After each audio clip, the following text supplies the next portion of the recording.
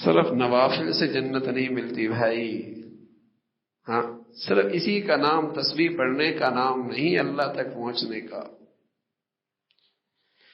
یہ جو گھر کی زندگی میں چھوٹی موٹی تکلیفیں آ جاتی ہیں، انہیں اللہ کے لیے برداشت کر لینا اور یہ زندگی کی گاڑی چلتے رہنے دینا، اس پر بھی اللہ کے ہاں بہت بڑی ولایت کا مرتبہ ہے.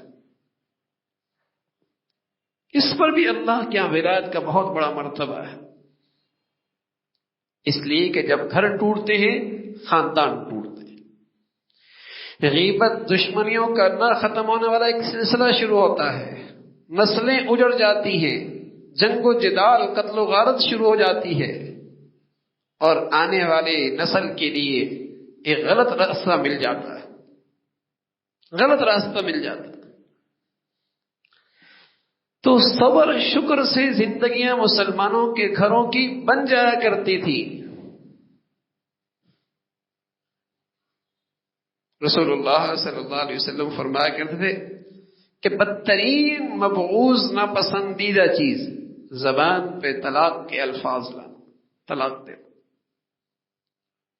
سب سے ناپسندیدہ چیز.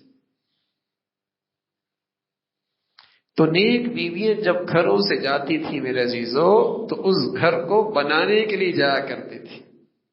اور نیک صالح مرد جس بچی کو اپنے گھر میں لاتے تو پھر اس عزم کے ساتھ لاتے کہ اب زندگی کی مشکلات ہوں اور زندگی کی آزمائشیں اور تکلیفیں ہوں، کچھ بھی ہو، اب میری رفیقہ حیات ہے، اب میں نے اس کے ساتھ نبھانا ہے.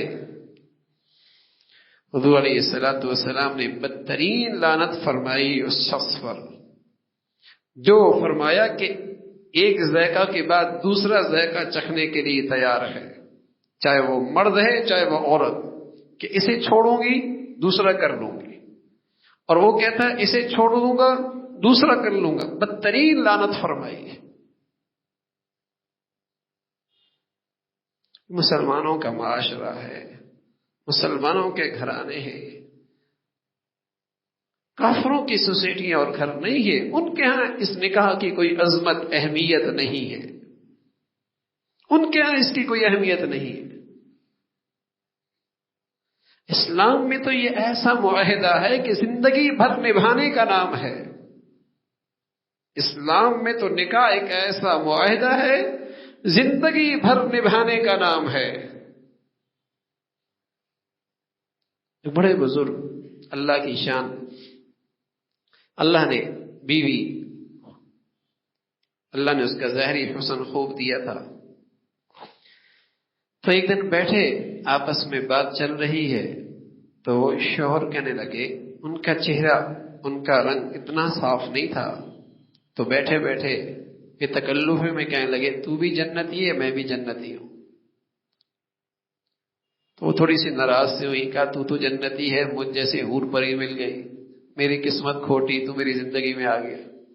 اس نے کہا نا تو بھی جنتی ہے میں بھی جنتی ہوں، تجھے دیکھتا ہوں میں شکر کرتا ہوں، تو مجھے دیکھتی ہے صبر کرتی ہے، صبر والا بھی جنتی، شکر کا والا جنتی. تو پہلے مسلمانوں کی زندگیاں یوں بن جایا کرتی تھی، صبر شکر سے زندگی. کبھی وہ صبر کرتی، کبھی یہ شکر کرتا، کبھی وہ صبر کرتا، یہ شکر کرتی. اللہ کو پانا زندگی کی منزل ہوا کرتی تھی، اللہ کو پانا زندگی کی منزل ہوا کرتی تھی. وہ اللہ شکر سے بھی ملتا ہے، صبر سے بھی ملتا ہے. زندگی کا مقصود اور مطلوب اپنے اللہ کو پانا ہوتا تھا. وہ گھر میں مزاج کے مطابق حالات ہوں اس سے بھی ملتا ہے، وہ اللہ گھر میں حالات مزاج کے خلاف ہوں صبر کرنے پر اس سے بھی ملتا ہے. کبھی اللہ یوں نوازنا چاہتا ہے، کبھی اللہ یوں نوازنا چاہتا ہے. گھر بن جایا کرتے تھے. لیکن میرے عزیزوں، جو تہذیب میری نسل آج ان ذرائع ابلاغ پہ دیکھ رہی ہے اور جو نظام تعلیم اسے پڑھایا جا رہا ہے، جو ذہن سازی اس نئی نسل کی ہو رہی ہے، اس میں ان بندھنوں کی کوئی قدر و قیمت نہیں. اس نکاح کی شکل میں معاہدوں کی کوئی قدر و قیمت نہیں ہے. چند لمحوں میں دھنستے بستے گھر اجاڑنا کھیل بن گیا تھا. چند لمحوں میں چھوٹی سی بات پر یہ طلاق کا مطالبہ، یہ خلا کا مطالبہ، وہ عدالت پہنچ گئی. طلاق اور خلا کے سلسلوں سے طلاق عدالتیں بھری ہوئی ہیں. پہلے تو مرد کرتا تھا اور بدقسمتی سے عورت بھی نہیں رہنا چاہتی.